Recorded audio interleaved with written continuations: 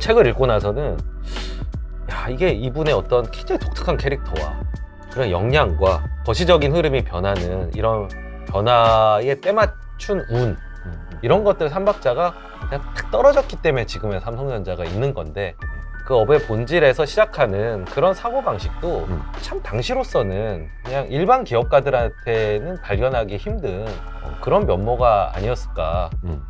정말 이 정도의 거목이 이게 다시 나올 수 있을까.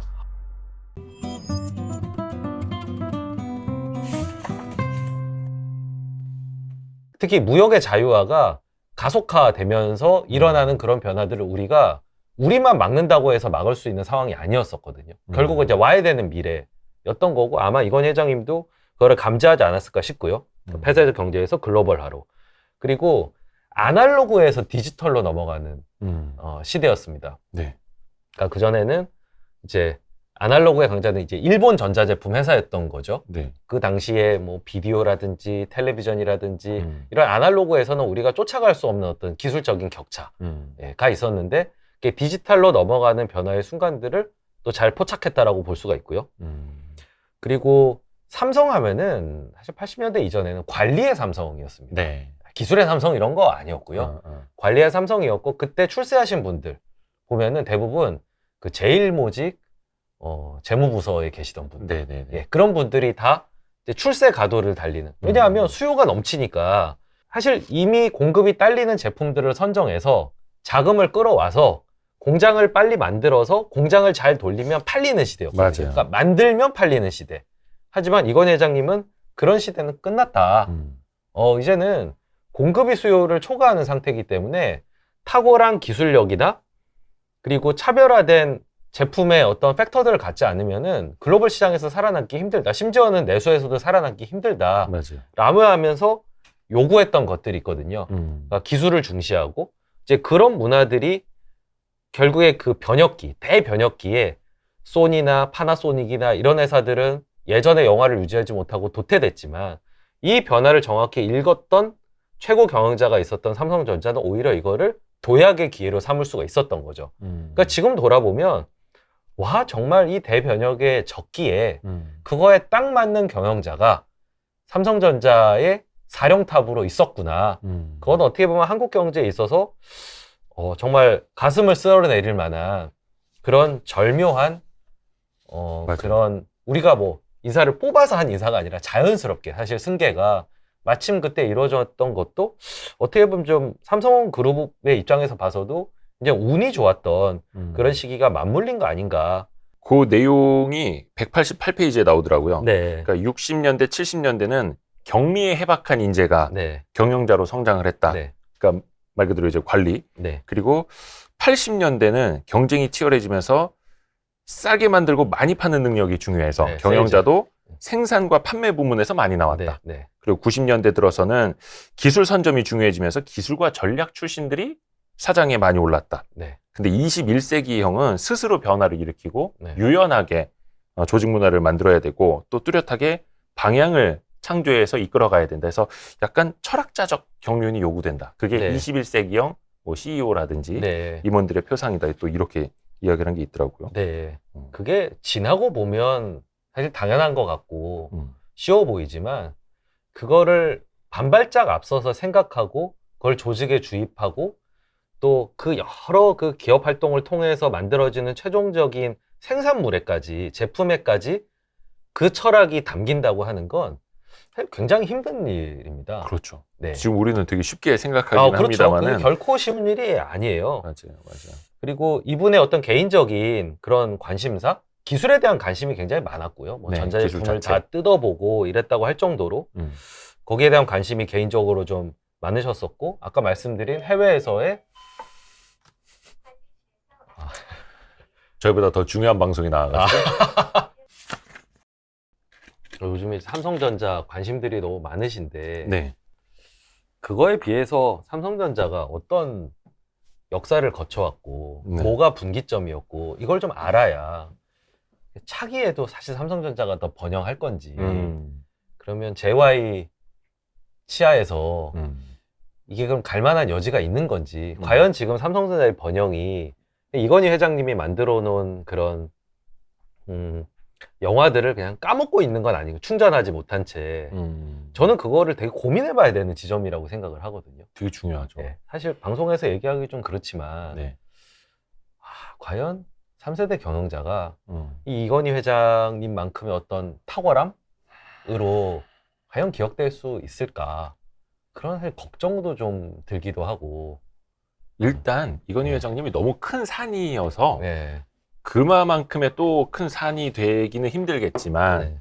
저도 약간 그런 걱정은 좀 되긴 되더라고요. 네. 예, 왜냐면 뭐 사실 뭐 이건희 회장님 같은 경영자가 또 나오기는 쉽지는 않고. 네. 근데 또 모르겠습니다. 어느 날 갑자기 JY가 네. 저기 폴더블 폰 쫙 가져와서 이거 네. 화형식 하라고 다 불태워버리 막 그래서 마누라 자식 빼고 다 바꾸라고 이럴 수도 있는 거예요. 왜냐면 앞서서 이건희 회장님도 한 6년 동안은 뭐 임원들한테 뭐 이렇게 좀 무시도 받고 막 그랬대잖아요. 언제 한번 이제 프랑크푸르트로 이제 모이라 그랬다 이제 임원. 이 책 내용 보면은 그거 있더라고요. 93년 2월에 LA 네. 출장을 가서 네. LA에 있는 양판점, 네. 그 가전제품 파는데 보니까 그렇죠. 삼성 제품 제일 바닥에 있고 네. 먼지 쌓여 있고 막 계속 하자 때문에 네. 막 소비자 불만 네. 많다고 하고 그런 게 이제 쌓여가지고 네. 한번 땅 폭발을 한 거잖아요. 네. JY도 한번. 네. 그러니까 이게 진짜 삼성전자가 지금도 큰 회사지만 여기서 정말 더 큰 회사로 도약을 하려면 네. 결국은 좀 더 과감한 도전 혹은 좀 더 쇄신하는 노력들로 좀 채워져야 할 텐데 제가 이 책을 보고 정말 이 정도의 거목이 이게 다시 나올 수 있을까? 참 JY도 부담이 크겠다. 그리고 부담 크죠. 굉장히 독특한 캐릭터잖아요. 그렇죠. 과연 이런 독특한 캐릭터가 그러면 또 필요한 것이냐, 아니면 좀 평범한 캐릭터라도 또 이런 삼성전자의 어떤 유산을 가지고 앞으로 나갈 수 있는 것이냐, 혹은 그런 독특한 캐릭터가 또 아직은 이제 젊으시니까 나중에 또 그런 면모가 드러날 수 있을 것인가, 뭐 여러 가지 그런 관전의 포인트들을 사실 이건희 회장님의 어떤 경영자로서의 일생을 보면서 한번 생각해 봤으면 좋겠다. 사실 그런 바람이 좀 있었거든요. 역사를 보는 거는 결국에는 이제 미래를 어느 정도 가늠하고자 함인데, 책을 읽고 나서는 이게 이분의 어떤 굉장히 독특한 캐릭터와 그런 역량과 이런 변화, 그러니까 거시적인 흐름이 변하는 이런 변화에 때맞춘 운, 이런 것들 삼박자가 그냥 탁 떨어졌기 때문에 지금의 삼성전자가 있는 건데, 이 다음을 생각한다면 역시나 요소는 달라지겠지만 뭔가 삼박자가 맞아 떨어져야 될 거잖아요. 맞아요. 예. 제가 예언 하나 할까요? 예. 네. 분명히 이 영상 댓글에 예. 이건희 너무 찬양하는 거 아니냐. 예. 이런 댓글 달립니다.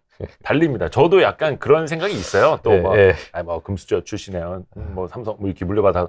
근데 일단 이 책을 읽고 나서는 저분이 저런 생각을 80년대부터 했구나. 네. 저런 구상을 90년대부터 했구나라는 거 보고 나니까 조금 생각은 달라지더라고요. 왜냐면 저도 약간 반골 기질이 있고 약간 그런 게 있어가지고. 근데 하여튼 좀 생각이 달라졌고 그래서 어떤 내용이 있었길래 그런 이야기를 하느냐, 몇 가지 좀 이야기를 좀 단편적으로라도 해드리면 203페이지에 이게 나오더라고요. 만들지 않는 제조업. 업종 간의 구분이 모호해지고 있다.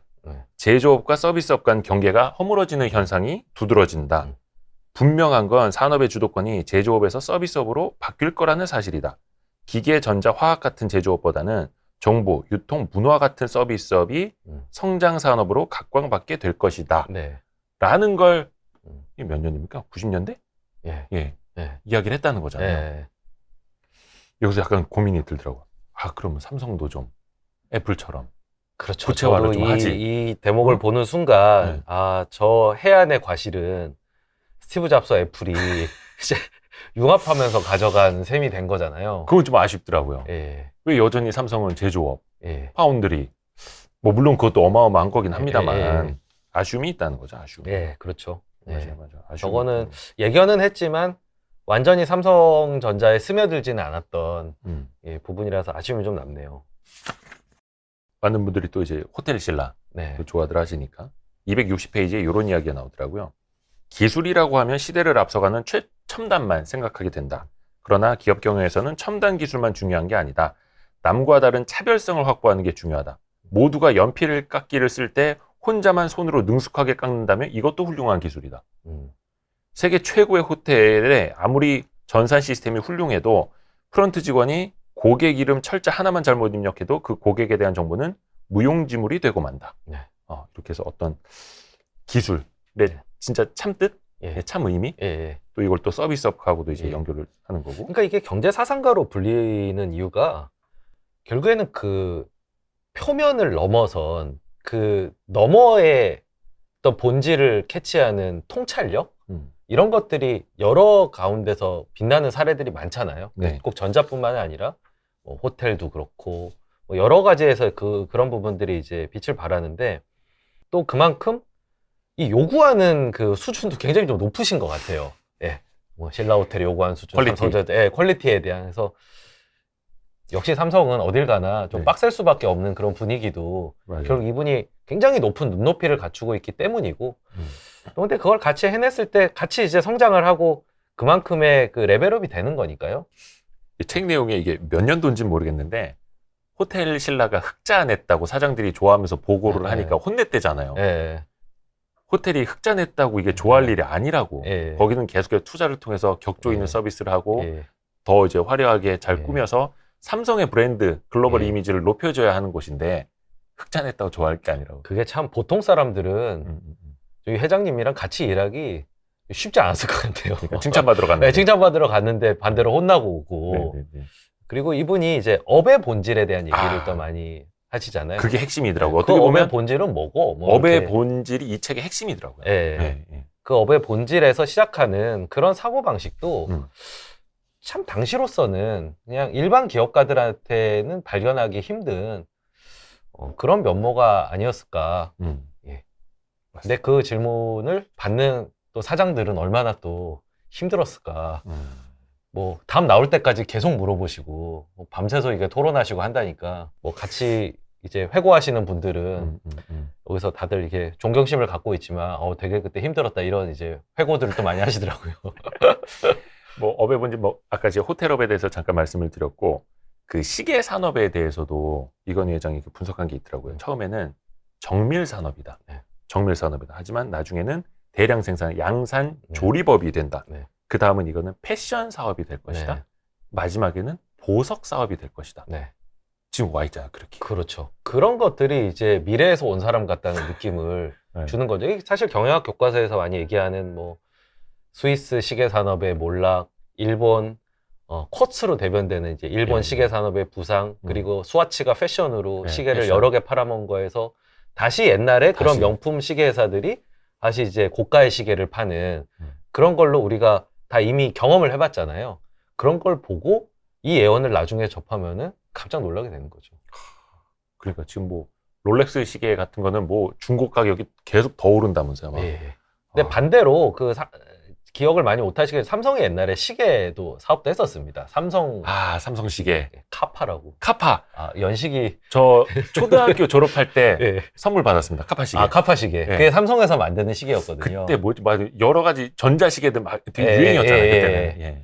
근데 그것도 이제 이분의 통찰력이 또 그런 사업에 영향을 줘서 그렇게 되지는 않았던 것 같아요. 그래서 좀 아쉬운 부분이네요. 진짜 아쉽습니다. 삼성 어떤 뭐 서비스업, 이런 명품 사업, 이런 거, 뭐 자동차 사업 아까 이야기한 것들 조금 아쉬운 부분이 있기는 있습니다.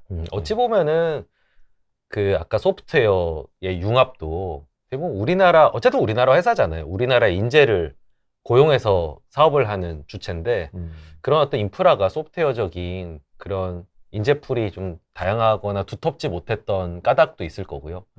그리고 시계 산업을 독자적으로 하기에도 어떤 기반 기술이나 이런 것들이 좀 부족하고 그리고 이제 전통적인 어떤 브랜드 이런 것들을 단계에 구축하기에는 한계가 있었던 산업이기 때문에 뭐 삼성이 한다고 이건희 회장님이 한다고 해서 다 그게 흥하고 한다기보다는 어찌 보면 전자산업이 우리나라에 내재되어 있는 역량과 잘 좀 맞았던 우리 빨리빨리의 문화라든지 그리고 전자는 사실 내가 20년 전에 삼성 전자 제품을 샀다고 해서 지금 사는 그런 물건은 아니거든요. 제일 최근에 성능이 좋고 핫한 거를 사는 거기 때문에 어찌 보면 일본 업체들로부터 주도권을 갖고 올 수 있었던 또 몇 안, 대신 이제 내가 긴장을 풀면은 또 거꾸로 그런 운명이 될 수도 있는 거죠. 자꾸 이제 이건희 바처럼 이렇게 좀 보여질까봐 그런데 모든 걸 다 이렇게 생각대로 마시고 그런 마이다스의 손은 아니셨고, 예, 그 여러 가지도 다 주변 환경과 이런 것들과 한국이라는 풍토하고 맞아 떨어져야지 사업적인 성공으로 되는 거지, 뭐 그렇게까지 막 모든 걸 다 성공하는 마이다스의 손으로 찬양은 좀 지양할 필요가 있다. 그렇죠. 뭐 예. 실패한 것도 있고 잘 안 된 것도 그렇죠. 있고 예. 한국적인 특성이 좀 맞아야 되는 거고 네. 사실은 뭐 시장도 마찬가지고요. 되게 중요한 이야기입니다. 그리고 이제 투자하시는 분들 입장에서 보면은 우리나라 이제 코스닥, 네. 특히 이제 삼성전자 협력사, 네. 삼성그룹 협력사도 굉장히 많잖아요. 네. 혹시 그 협성회, 네. 협성회, 삼성전자와 협력하는 예. 기업들의 모임. 단체. 예. 거기서 삼성전자가 그 CEO들 그래서 막 교육도 시켜주고 네. 해외 기업 탐방도 같이 가주고 자녀들 학비도 막 지원해주고 막 이런다 하더라고요. 네. 굉장히 지금 좋은 프로그램이고 저한 어떤 사장님은 협성회 내에서 만나가지고 사돈 맺은 사돈 맺은 코스닥 상장사 분들도 계시고 좀 좋은 건데 일의 격을 높여라라고 이제 이야기를 해주시면서 이야기한 게 있어요. 291페이지랑 295페이지에 나오는데 구매 예술화라고 표현을 하셨더라고요. 그러니까 협력사라는 표현도 사실 원래 하청업체였는데 협력사라고 부르게 한 것도 이건희 회장님이라고 하고 그렇습니다. 구매도 예술이다. 그러니까 가격 깎으려고만 하지 말고 그때 어디였나? 샤프, 산요 그런 일본 기업들보다 마진을 더 주고 사와라. 그래야만 우리 것의 퀄리티도 같이 올라간다. 또 이렇게 강조도 해주셨더라고요. 네. 큰 이슈들은 큰 이슈대로, 그리고 경영의 되게 세부적인 것들은 세부적인 것대로 모든 거에 대한 생각을 깊이 있게 들어갔다가 나오신 것 같습니다.